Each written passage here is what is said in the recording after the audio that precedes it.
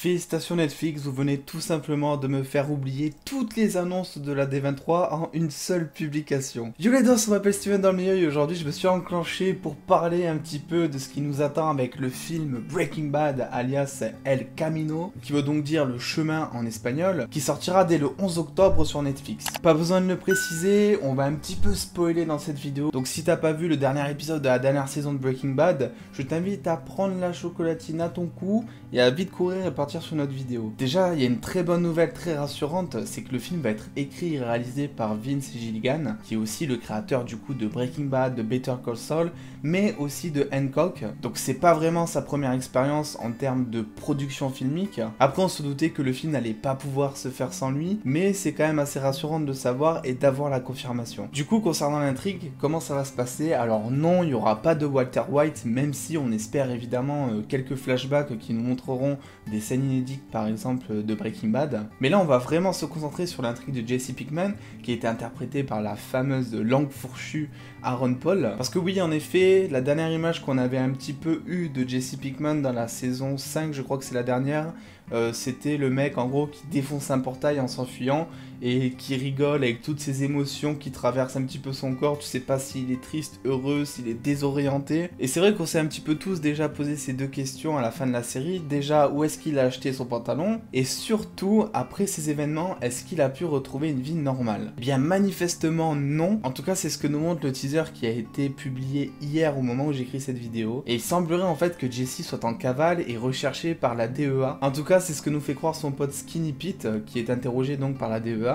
Qui a pris quand même un petit peu de ride et qui a perdu son bonnet entre temps. Et vous le savez, durant la dernière saison, Jesse est un peu enfermé dans une cage pour cuisiner de force de la mettre pour le clan nazi entre guillemets. Et du coup ça nous laisse un petit peu penser que c'est un épisode de sa vie qui a pu vraiment le transformer, le traumatiser, le faire devenir peut-être beaucoup plus sombre. En tout cas c'est peut-être ce que veut nous laisser présager aussi le synopsis de Netflix qui nous oriente aussi un petit peu dans cette direction. Alors après j'ai rien du tout contre un Jesse Pinkman un petit peu badass, au contraire même. J'espère juste qu'ils vont lui laisser sa sensibilité parce que c'est vraiment ça qui nous attachait au personnage, qui nous montrait qu'au final c'était juste un jeune un petit peu désorienté, qui était un petit peu paumé dans sa vie, qui pouvait être impulsif, qui pouvait être triste d'un coup, qui pouvait être hyper influençable. Et ça, c'est un petit peu ce qui fait la personnalité de Jesse. Donc j'espère qu'ils vont le faire évoluer évidemment, faire quelque chose de plus sombre, où il va se demander un petit peu est-ce que je fais le bien, est-ce que je fais le mal, et qu'il ne finisse pas du coup comme son criminel de mentor Walter White. Mais voilà, j'espère juste qu'ils vont pas faire n'importe quoi et qu'ils vont pas lui donner un look un petit peu hyper badass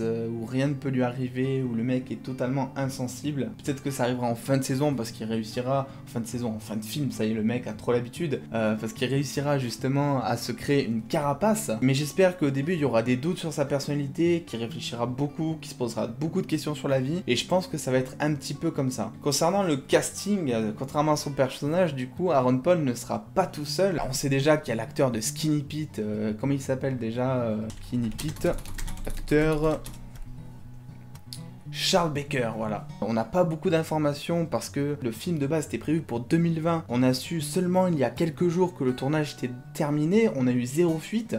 Là, il te balance un teaser comme ça, personne l'avait vu venir.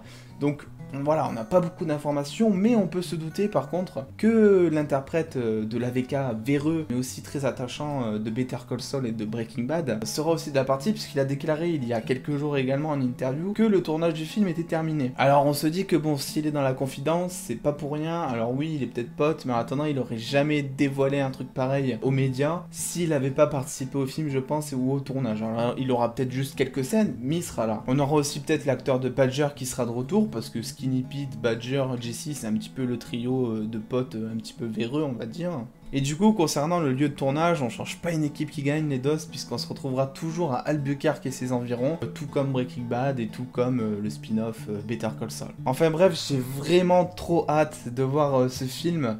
Je rappelle un petit peu que Breaking Bad, c'est une des rares séries qui a fini sur une fin mémorable et honorable pour le coup, et qui a vraiment gardé une certaine qualité, une certaine stabilité pendant toutes ces saisons. C'est vraiment quelque chose de rare de voir ça dans une série. Donc c'est vraiment une série que j'avais grave kiffé. J'avais entendu parler de quelques rumeurs, comme quoi il y aurait un film. Il y a quelques jours, ils ont annoncé que le tournage était terminé, j'étais comme un fou. Mais alors là, ce matin, quand je me suis réveillé et que j'ai vu le teaser, voilà, mon cerveau n'était pas prêt. J'étais encore dans la D23 avec les Marvel Studios, je sais pas quoi, Disney, la Reine des Neiges de ma mandarine et tout. Et là, je suis refait les doses, genre vraiment. Donc en attendant, j'espère que le film sera à la hauteur de nos attentes, parce que c'est vrai que ils ont montré tellement du haut niveau avec la série. Je sais vraiment pas comment ils vont faire pour dépasser ce niveau, et je pense qu'on a plus de chances d'être déçus que d'être justement content, mais j'y crois et je vais vraiment suivre tout le déroulement du film, de son processus. Donc il y aura des critiques, il y aura des news, il y aura plein de choses, ne vous inquiétez pas. Donc les dos, on se revoit le 11 octobre pour parler de ça, puisque le film sort le 11 octobre et sera dispo sur Netflix. En attendant les dos, comme d'habitude, n'hésitez pas à lâcher un gros pouce bleu bien profond dans l'algorithme de YouTube. Je suis également présent sur Instagram pour des anecdotes quotidiennes sur vos films et séries préférées. Suivez-moi sur Twitter pour des news, tu te mets bien, je me mets bien, tout le monde se met bien. Et en attendant les dos, je vous fais des bisous les dos.